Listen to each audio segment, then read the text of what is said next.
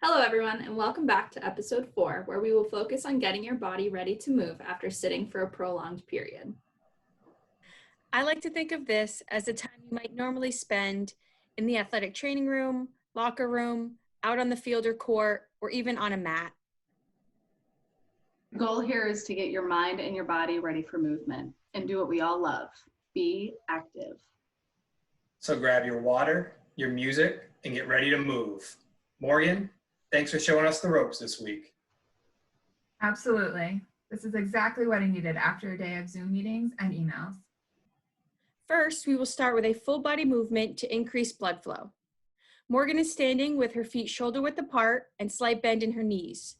As she extends her arms overhead, she then hinges at the waist to touch her hands to the floor.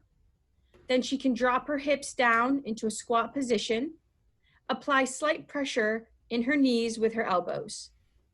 Then, in one movement, stand up, reaching her arms back towards the wall behind her. She can do 3 to 5 continuous reps to increase range of motion each time as she feels more warmed up.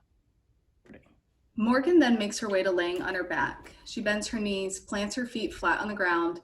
She can just barely graze her heels with her fingertips. She then bends her elbows, drives her elbows into the ground, drives her heels into the ground, and reaches her hips up to the sky into a hip bridge. She inhales on the way up, exhales on the way down, repeats this 10 to 15 times. She then drops her knees from side to side, just like a windshield wiper, honestly, because it feels good.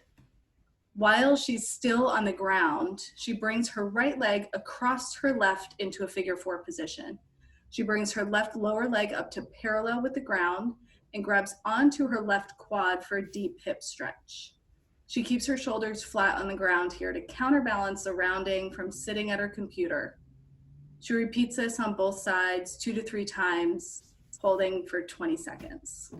Before Morgan gets to her feet, she will move to a lunge position, starting with her right knee on the ground and her left foot out in front of her.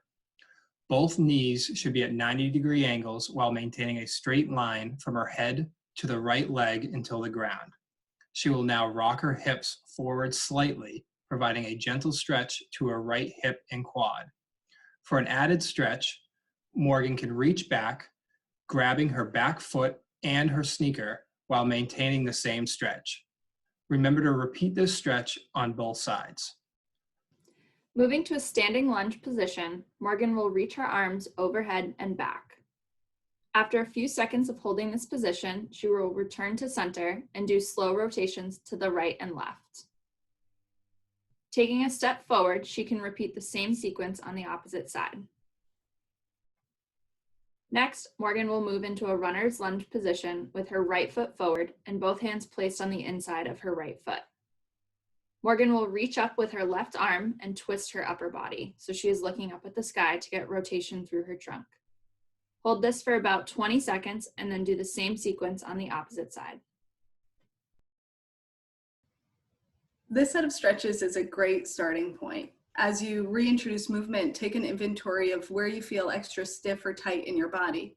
Maybe do some extra stretches there or even a dynamic warm-up. And remember, variety is your friend. Mix up your routine and try a video or workout you have always wanted to, but maybe not had the time. These are meant to be pain-free and help you feel energized and ready for your workout. Whether that's a walk, a bike ride, a Coach Willie workout, or anything else, just make sure to listen to your body. Morgan, that was great. Any last words? I'm feeling really good. If you start your workout and something doesn't feel right, just take some extra time to get loose. Make sure to join us next week as we get a little creative. We'll bring you some laughs and we'll show you how to foam roll with some household items.